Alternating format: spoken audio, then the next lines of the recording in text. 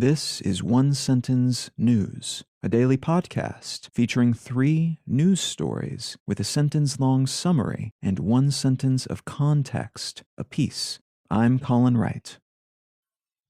This is a sponsored message.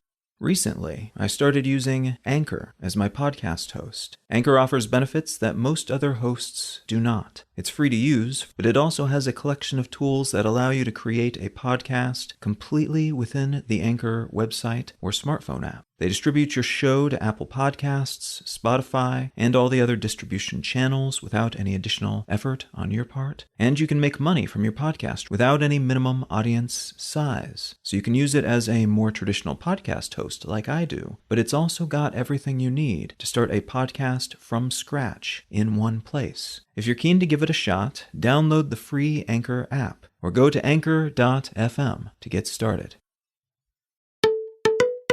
It's Monday, April 25th, 2022. Let's talk about the news. From BBC News, Russia-Ukraine war summary.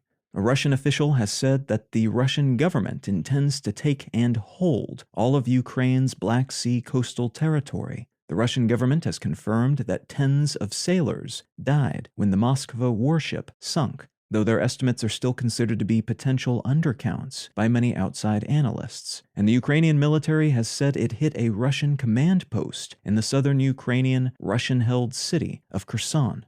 Russia's forces continue to slowly take territory and smaller towns in the eastern part of Ukraine, though Ukrainian forces seem to be slowing them a bit with counterattacks and pockets of holdout fighters in conquered regions.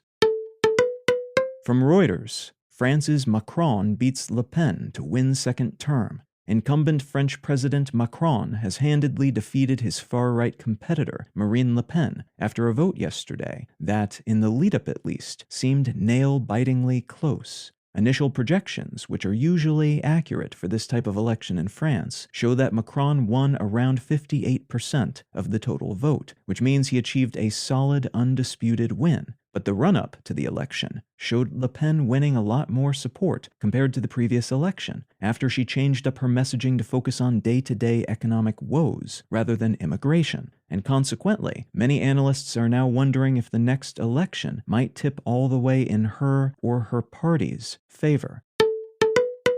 And from Bloomberg, mayhem ensues as top shipper Indonesia bans edible oil exports. Indonesia is by far the world's largest producer of palm oil, which is found in a huge variety of products, and the Indonesian government has announced they will ban the export of this oil and the raw materials used to make it until a local shortage, which has sparked protests throughout the country, is ameliorated. This export ban will likely lead to higher prices across vast swaths of food products in the coming months, and has already goosed the price of soybean oil, which is the closest replacement product available, by several percentage points. Palm oil produced in other countries at a smaller scale, and other oils like canola and rapeseed are also seeing price bumps internationally.